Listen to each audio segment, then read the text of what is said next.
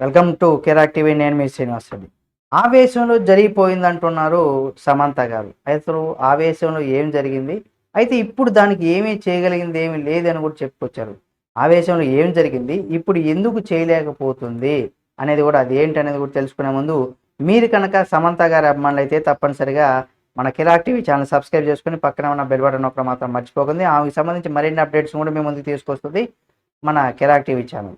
ఇక అందాల ముద్దుగుమ్మ అనంగానే మనకు టక్కున గుర్తొచ్చేస్తుంది సమంత గారు. ప్రస్తుతం తన సొంత బ్యానర్‌లో 'మా ఇంటి బంగారం' సినిమా కూడా చేస్తుంది. దీంతో పాటుగా బాలీవుడ్‌లో చేసినటువంటి అట 'హన్నీ బన్నీ' వెబ్ సిరీస్ ఏదైతే ఉందో దీన్ని విడుదలకు కూడా సిద్ధమవుతుంది. అయితే ఏడాదిన్నర సమయం నుంచి కూడా సినిమాలు చేయకుండా ఖాళీగా ఉన్నప్పటికి కూడా తెలుగులో నంబర్ 1 హీరోయిన్‌గానే కొనసాగుతుంది అనడంలో ఎటువంటి సందేహం లేదు. తాజాగా విడుదల చేసినటువంటి ఆహ్, బాలీవుడ్ ఆర్మాక్స్ మీడియా సంస్థ ఏదైతే ఉందో సర్వేలో తన మొదటి స్థానంలో ఉందని కూడా నిలిచిందని చెప్పుకొచ్చింది. అయితే సినిమాల్లో అడుగుపెట్టినప్పటి నుంచి కూడా తనకు విజయాల శాతం ఎక్కువని, అధిక శాతం సినిమాలు విజయాలు సాధించడంలో దర్శక నిర్మాతలు ఆమెకి మొదటి ప్రాధాన్యత ఇచ్చారని కూడా చెప్పుకోవచ్చు. ఇక వెనుతిరిగి చూసేటువంటి ఉపయోగం ఆమెకుండేదా? లేకుండా పోయిందా? ఏందనేది గనక మనం చూసినట్లయితే ఇటీవల ఒక ఇంటర్వ్యూలో కూడా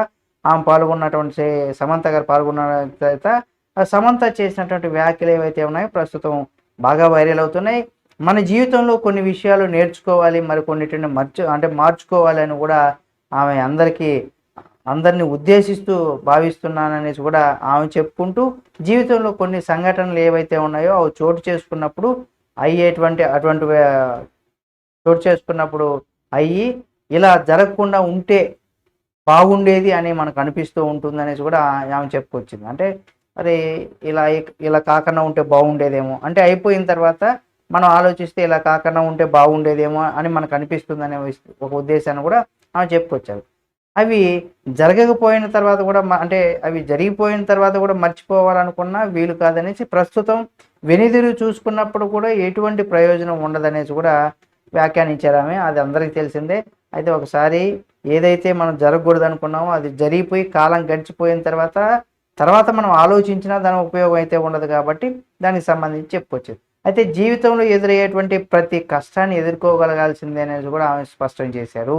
అసలు కష్టాలను ఎదుర్కోగలిగినంతనే జీవితాన్ని మనం గెలిచినట్ట అనేది కనుక మనం చూసినట్లయితే ఇక్కడ ఎదురయ్యేటువంటి కష్టాలు ఏవైతే ఉంటాయో ఆ కష్టాలను ఎదుర్కొన్నప్పుడు జీవితాన్ని గెలిచినట్టు అవుతుందనేసి, అలాగే జరిగిపోయినటువంటి గతం కన్నా జరగబోయేటువంటి గతం జరిగిపోయిన గతంతో పోలిస్తే తాను ఎంతగానో ధైర్యంగా సమస్యల పైన పోరాడాననేసి ప్రస్తుతం ఈ స్థాయికి చేరుకోవడానికి అగ్నిగుండం లాంటి సమస్యలను కూడా నేను అధిగమించాననేసి కూడా చెప్పుకొచ్చారు. అంటే జరిగిపోయినటువంటి గతాన్ని ఇప్పుడు తలుచుకొని దానివల్ల బాధపడడం కన్నా అంత కష్టాన్ని నేను ఫేస్ చేసి ఈరోజు ఈ స్థాయిలో నిలబడ్డానని ఎప్పుడైతే మనం అనుకుంటామో అదే మనకు చాలా ప్లస్ అని చెప్పుకోవచ్చు. దీంతో సమంత మాట్లాడిన మాటల్ని విడాకుల గురించి అనేసి కూడా చాలా మందికి అర్థమైపోతుంది. ఎందుకంటే నాగ చైతన్యతో 7 సంవత్సరాలు ప్రేమించి వివాహం చేసుకున్నటువంటి సమంత గారు 4 సంవత్సరాలు కాపురం చేసిన తర్వాత విడిపోయారు.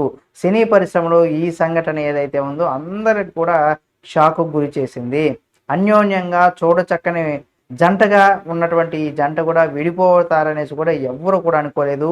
అక్కినేని అభిమానులు అయితే తిరిగి వీరిద్దరిని కలిసిపోవాలనేసి కూడా కోరుకుంటున్నారు. విడాకులైన తర్వాత కూడా నాగ చైతన్య వరుసగా సినిమాలు చేస్తున్నాడు.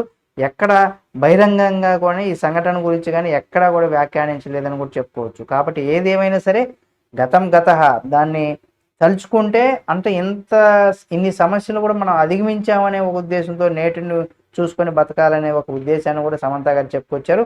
అయితే అయిపోయిన దాని గురించి ఇప్పుడు ఆలోచించిన ప్రయోజనం లేదు అనే ఒక ఉద్దేశాన్ని చాలా క్లియర్గా ఆమె చెప్పుకొచ్చారు. దాన్ని ఇండైరెక్ట్గా చూసినట్టయితే అందులో మన నాగ చైతన్యతో పెళ్లికి సంబంధించిన విషయం మీద ఆమె ఈ కామెంట్ చేశారని కూడా అనుకోవచ్చు. ఈ వీడియో మీకు నచ్చితే లైక్ చేయండి. మరిన్ని వీడియోల కోసం మన కిరాక్ టీవీ ఛానల్ సబ్స్క్రైబ్ చేసుకొని పక్కన ఉన్న బెల్ బటన్ ఒకటి మాత్రం మర్చిపోకండి.